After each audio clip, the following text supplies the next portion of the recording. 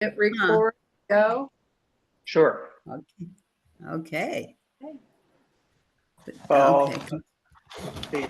I chose Stalker kind of after reading about various kinds of movies and looking for some sort of unknown but semi-famous movies, and came across this. I thought I had heard about Tarkovsky some, and that he was an interesting director, and so that kind of drew me in a little bit as well. I was entertained by the idea that the original title of the book this is based on is a roadside picnic. I mean, a bit of a non sequitur, but then so is Stalker. I started watching this and I thought, oh man, this may be a little tough sell at the movie group. But as I continued to watch it, and I had read a little bit about it. It does introduce some philosophical things, and I couldn't help but think about, since David Lynch just died, that I could draw some comparisons between David Lynch's bizarre style and how he sometimes focused in on people and watched them for what seemed like an excessively long time, and they may not even move. But I could see some parallels between Tarkovsky's technique and David Lynch's technique. So as I watched through it, I was impressed by the use of the kind of orange color through it. And then when they got to the inside part of their journey, everything became in vivid color. Kind of like, I think we've talked about other movies that do that, like The Wizard of Oz, when they get close to Oz, how that lights up and other things like that. So he used some techniques to kind of highlight certain areas. Another thing I thought was interesting is that he filmed this whole thing for like a year on a specific kind of Kodak film, and then they sent it to the lab. The lab was unfamiliar with it in Russia, and they ruined the film. At the same time, he was having arguments with his cinematographer, and so they basically parted ways, and he redid the film. They said he actually shot this film 3 times. And the Russian government tried to shut it down for a while, and it had vicissitudes during production. But it had what? Vicissitudes. Whoa! Wow. That's a big word. Wait. Well done. I'm having trouble recovering from that.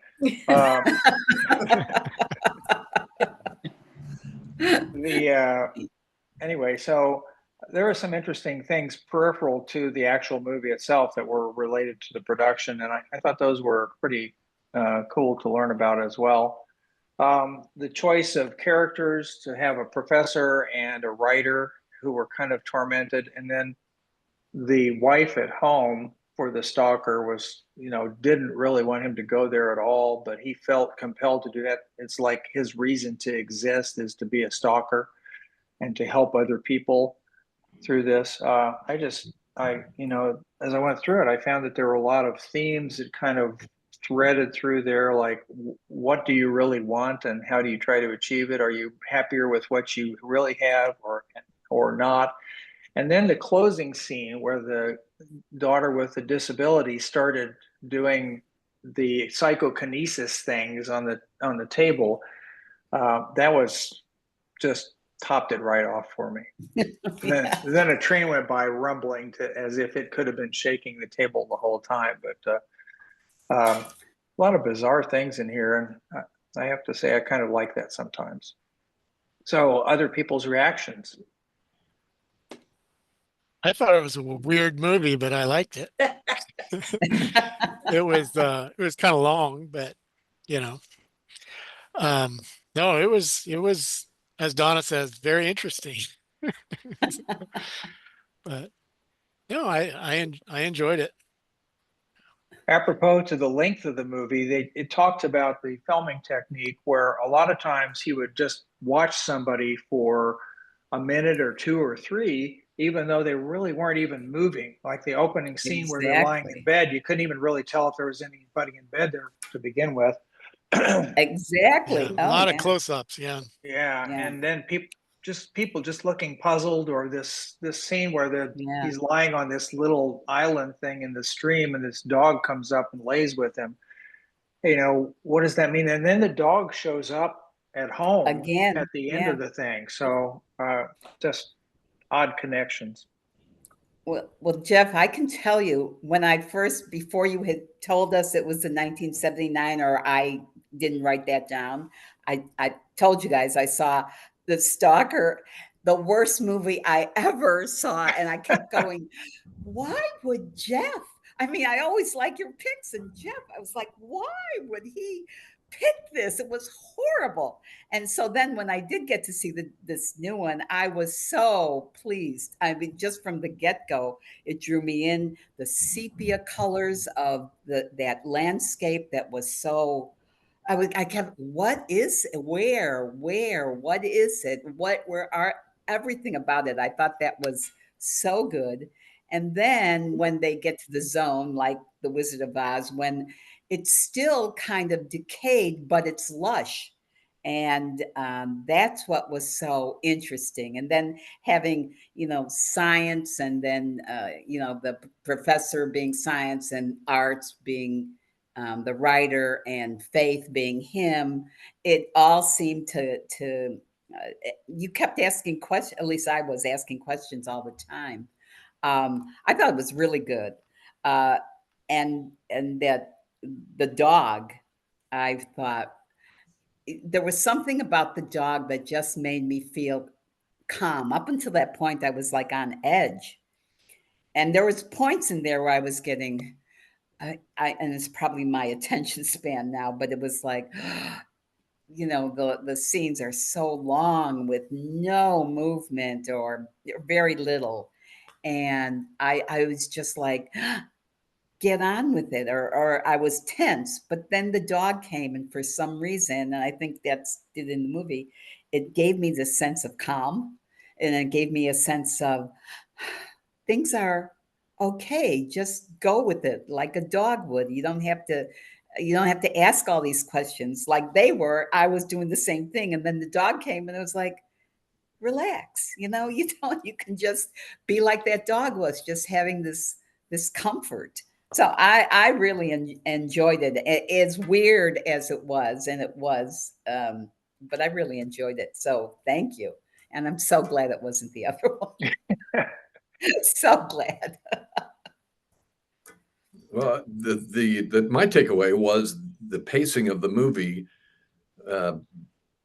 enhanced the questions that were raised, because questions were raised, themes were raised, and the movie gave you plenty of time to contemplate those and think on those. And my takeaway was that the different characters represented different parts of the same psyche. The artist, the scientist, and as if you could question each of the themes and what part of them appealed to you as an artist, or a doer, or a maker, or an observer. And so I thought that was genius. And maybe that's not the intention of the movie maker, but that's what I got from it. It was poking at different parts of my psyche with questions, and then the pacing of the movie allowed a contemplation of those. There wasn't a jump to the next thing, like there's a plot trick, or there's a plot twist, and how do I make sense of that? It was very slow, very methodical, with plenty of time to contemplate all the questions that were raised. Plus, there was some mysticism or magic or whatever that just, added to all that. And the whole thing through the tunnel, who hasn't had that occur in a dream? Or, it was very, very David Lynch-like, where you're not sure why you're focused on something, or why you stared at that for a while in a dream, but it resonated with me. Like, I'm not sure where this is going, but I'm along for the ride. But so I thought it was poetic, very poetic. I wondered a little bit about some of the things they seem to emphasize at the beginning, and then there were a couple other times. The syringes, the syringe that was next to the bed, it's like, okay, and that showed up again later on. I don't remember exactly when. It's like, what does that mean? Then they had the bandages with, they put the nut on the end and would throw it to see, that was to see if there was gravity or not in that area that they were getting ready to walk to. But I thought, well, what is that? What's that for? And he had that bandage wrapped around his neck the whole time. Yeah. What was that hiding? That's something from I always thought it looked Stalker. like a priest's collar. That's what I thought, kind of dirty, but I kept thinking it was like a priest's collar because he was more or less like a Christ-like figure in that he's taking people to these things. But that was just me. I don't know. Oh, that's a good analogy of that. And then everything with the power lines. There, you had the power plant, and then there were power lines down everywhere, and that to me was just kind of creepy. Okay, something blew up, and here's all of this, but yet you see the power plant still operative because they lived right by it. You see it at the end, right? Still, chugging and going, and then one of the reviews was about the wife at the end, how her mother didn't want her to marry him, but she loved him very, very much, and she did, despite what Mama wanted. But somebody said, well, why is she talking, the way she is? Well, she was talking to us. And the whole movie was taking us on this adventure. Yeah. Right? Yeah. I wonder why they called him a stalker. I mean, that doesn't seem right. It seems it's more like a underground railroad or something. They should have called him a conductor. Yeah. And it wasn't a roadside picnic either. No. Yeah, that's right. So where did that come from? But yeah, I had a little trouble with the length of some of the scenes. It's like, come on, let's get on with it here. Yeah. But anyway, and why did that professor have that bomb? And the telephone rings when they're outside of the room. I mean, weird stuff. And it was Lynchian. Well, supposedly the bomb thing was he felt like the zone could be used for evil purposes, and so he was going in to blow up the zone. And then he got there and changed his mind. There's all that junk in the water, all that debris. There's a syringe in the water. And then there was that scene where there was that bottle that was kind of wrapped in foil. They seemed to really focus on that for a long time. I have no clue what that was about. But I think that was a part of it that I found kind of fascinating, that it was kind of like an impressionist painting in a way. It was just, there was not enough stuff that was concrete, just you could lock into this idea or that idea. It was just kind of taking you into this place where your imagination could act, and not giving you a lot of clues to what you were supposed to be thinking, but just that there was something going on there. I like the waterfall, that huge waterfall, yet right next to it, the earth was red and almost lava-like. It's like, okay, how does that happen? But anyway, I just had a lot of questions about a lot of things like that. I don't get into a lot of philosophy and stuff. That my head didn't go there. Best supporting actor for an actor who never showed up in the movie goes to Porcupine. Yeah, Porky. Ooh. And at the very end, when they're throwing the rocks into the water that was around them, by the room, all of a sudden this blood starts seeping up through the. I don't remember that. And the fish swimming around, and the oil kind of covered the fish up. And, yes. There was a lot of like urban decay and post-apocalyptic kind of scenes, and that large nuclear plant. There's some. They said they drew some parallel with the Chernobyl disaster. Yeah, I read and that it actually too. people who clean up around Chernobyl were called stalkers. So I don't know that they took that from the movie or the movie took it from them. So I'm confused about the timeline there. I think Chernobyl happened after this movie came out, It did. Oh, yeah, that's right. It did. but they talked about it, you know, anyway, being on the same theme kind of. Yeah. Yeah, Chernobyl happened in the 80s. Right. Was the plant that they featured, it wasn't a nuclear plant in the movie, was it? It looked like it. It had the It looked like funnel, it's It me. did? Oh, okay. the Yeah. funnel shaped chimneys and so forth. Yeah. Very prescient. Had you Yeah, seen was it? pretty amazing. You had not seen it before, Jeff. No. Had you seen it, Mahoney? And we can't hear you, Muted. sir. Muted. I Your can't even laryngitis see is him. taking over. Why is this doing this? I Mahoney, can't you're see. muted. We see you, Honus. There you are. Now I'm back. All right. You know, I'll be honest with you. This is an example of why I don't read too much Russian literature. I know. found it. I found the scenes just way too long.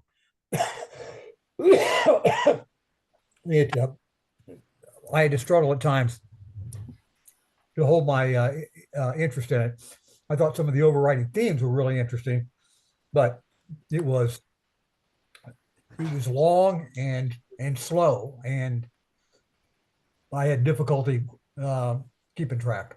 So, scale of 1 to 5, I'd give it a 5. I was not impressed. So your 1 is the top of your scale, huh? Yeah. Okay. Yeah. Sorry, Karen. No, it just felt like I mean, I agree with a lot of what has already been said, and just felt like there were a lot of symbolism that would sort of make its appearance and disappear and reappear later, but because of the length and because of how I just felt at times kind of cluttered, and I would find myself trying to analyze, like, okay, what could this mean, and how does this relate, that sort of thing, and then I sort of flashed back to that part of The Big Chill when Nick, William Hurt, is watching the movie late at night, and one of the other characters, I can't remember which one, comes in and starts asking him a bunch of questions. What about the guy? I think the guy in the hat did something, and he says to her, "You're so analytical. Sometimes you just let art, what is it, wash over you or whatever." And I thought, yeah, I'm just going to keep watching. I'm going to stop trying to make those connections or, guess what's coming next. I'm just going to let it wash over me. But yeah, Mike Mahoney, I agree with you. The other thing was like the 3 times I've tried to read Anna Karenina. Yeah. And you get to the middle where they just talk about what he owns and how many cows and how many horses and acreage and how much grain, and you're just like, for fuck's sake, okay, I get it. And it's a page, and you're just like, yeah. Yeah. So yeah, That's what I- fast forward is for. you can't do that in a book, or I guess you can. Yeah, I know. You're like, what am I missing if I keep flipping ahead? But anyway, I had to agree. It was much like Russian literature, which I have struggled with. But it also it kind of reminded me of some of those, Bob loved them, and I would just be like, oh my God, those Japanese movies that don't seem to have a plot, but they, there's again all this symbol, all these many multiple, and what does that mean? And waterfalls, and then all of a sudden, knives slash, and you're just like, wait, what? That was kind of, and I was like, I thought you might have liked this movie better than me, but yeah, I won't watch it again. But But think of the chop. If somebody asks you if you've ever seen it, yeah, right, yeah, Yes. you get instant creds. you do. And it wasn't offensive. There was nothing, that I found true. Some things, like as Chris pointed out, a few things made me go, "Ooh," but I didn't find anything offensive about it. So Mhm. Once they got back, the writer did not waste any time getting back into the bar to get his drinks again. Yeah. I loved it when they threw his alcohol out so that he would have to be on the same level as the rest of them. He brought the scientist brought a sandwich or something, didn't he too? Like Yeah. everybody else was without food and he just proceeded Yeah. to chow down. He did have food, yes. Such a, yeah. I think the best thing is, like Karen, is just sort of absorb it, not try to make too much sense of it. It gives you a chance to, question some things. No answers come. They never get to the promised room or and they go home with a dog. I mean, maybe that's the it's a long adoption story. I don't know.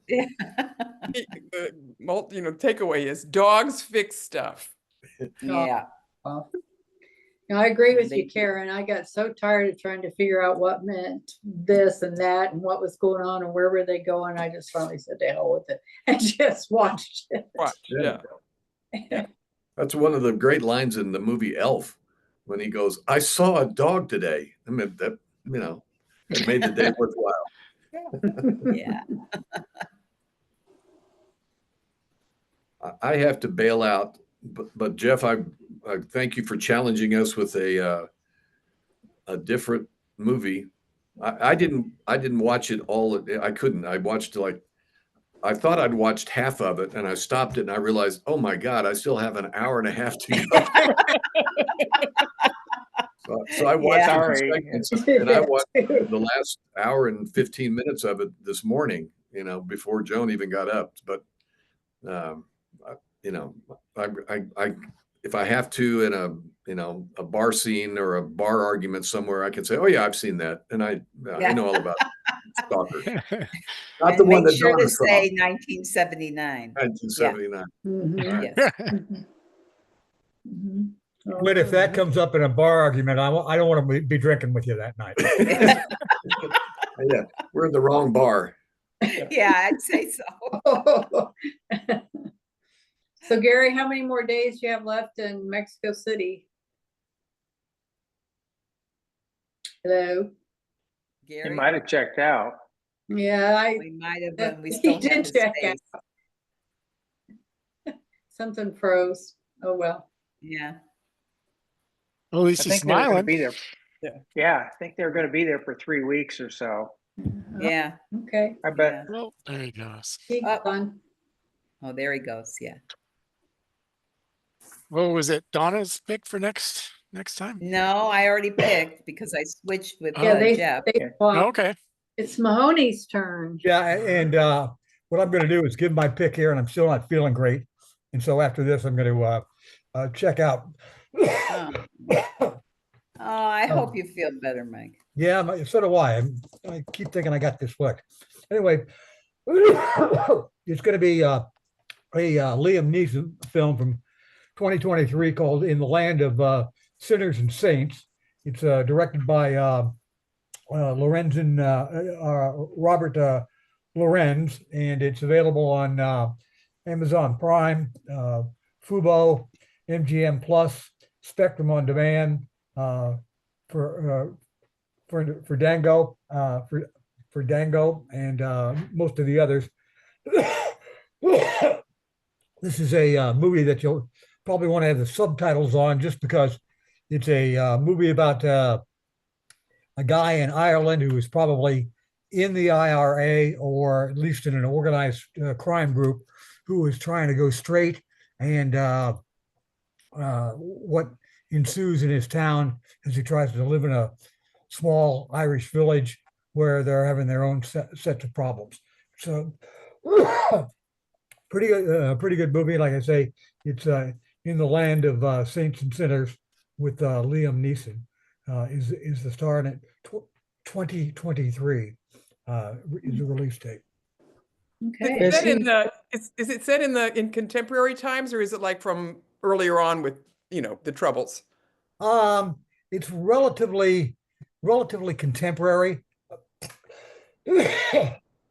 but it refers back to the Troubles, but it doesn't really lean on them that much. Although I do think the adversaries in this are probably what the Irish would call would be provisional IRA or renegade IRA. So yeah, it's pretty contemporary. It's not set in the 1920s or anything like that. Is Liam Neeson of Irish descent? Yes. Yeah. He is. Yeah. In fact, I think it's pretty much an all Ireland cast. I think, yeah. I was just looking at that to watch it. I'm glad you picked it. Good. Good. Well, listen here. I'm going to get out of here and see if I can kill some more NyQuil. Anyway, I will see you guys next week. All right. Okay. Mike, Thanks. Be well, Mike. Better. I will. I'll get better. I sure. You will. Wow. Well, are we finished talking about Jeff?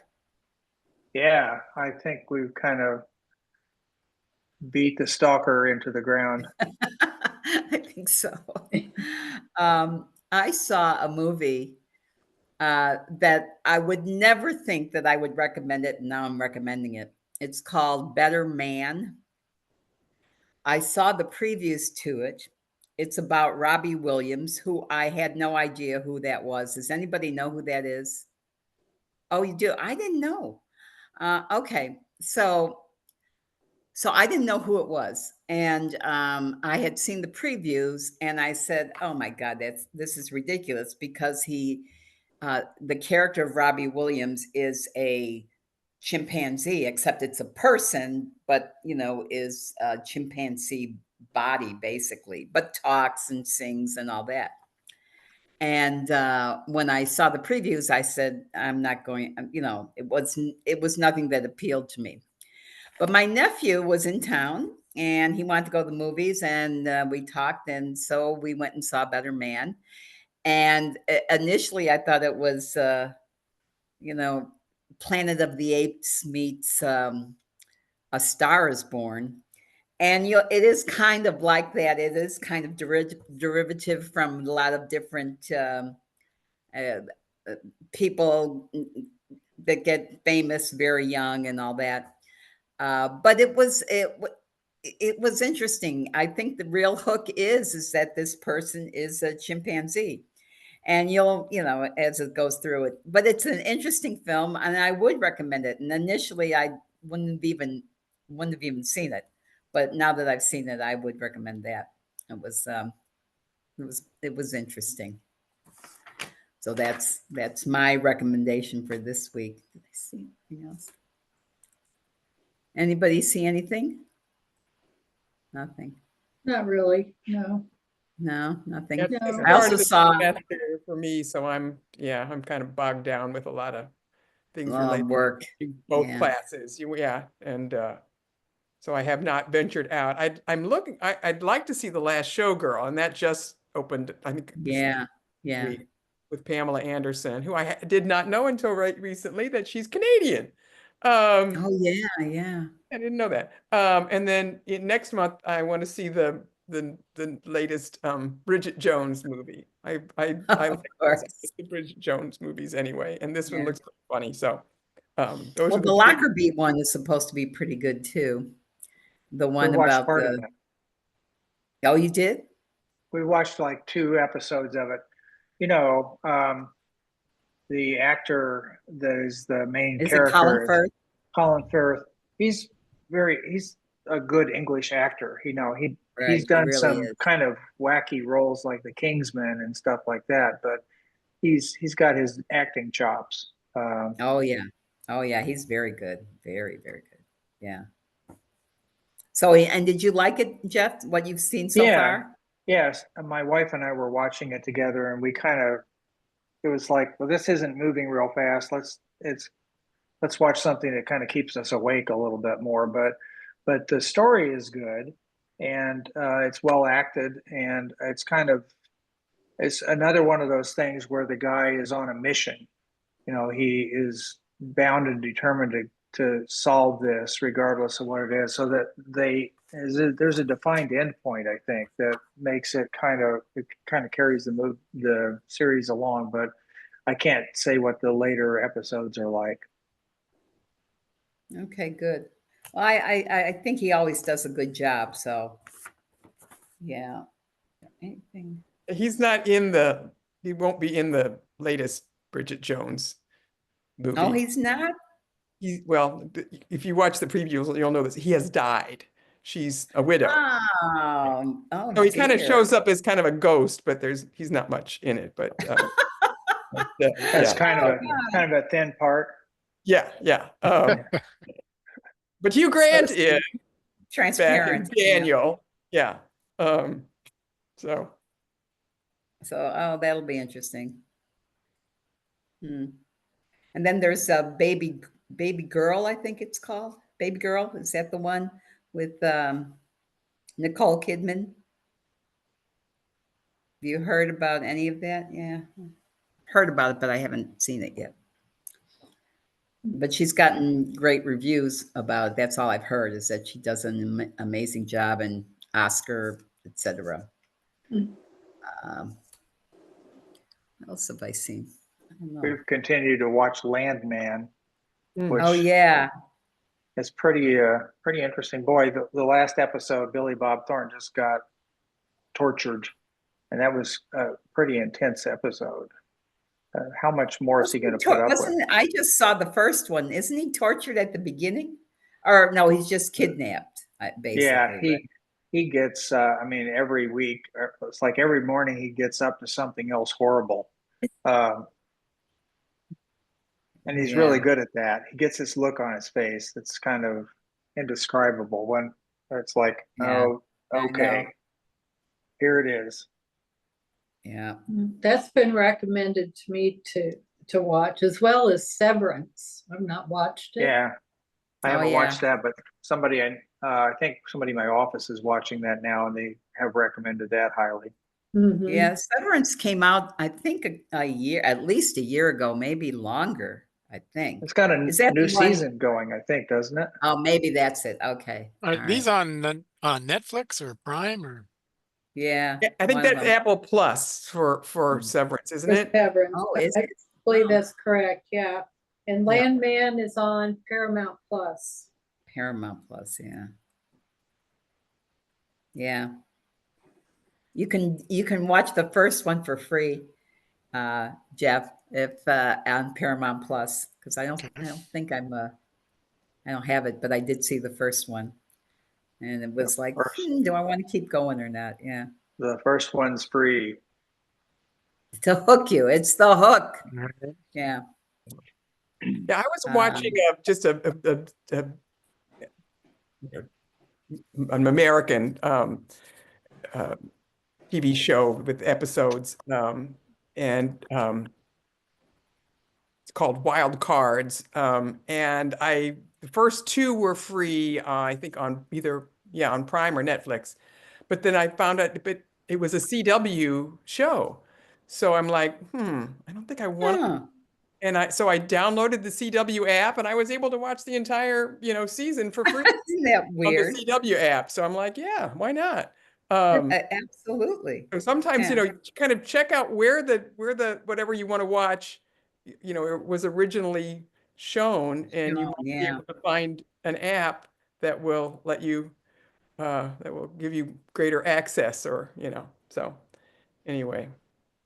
One other one that I could recommend is called Funny Woman, and it's on PBS, and it's English, and it probably is someone that, again, I don't know if it's actually a biopic or it's just a story. I'm not sure. However, music is wonderful. My sister, who is 8 years older than me, and my God, the music is all through it. It starts with like Sinatra, and the music is just great throughout the whole thing. So and it's kind of funny. It's about a woman trying to break into show business, and she's very pretty, and they won't let her do anything but show off her body. So it's interesting because it takes place right when women's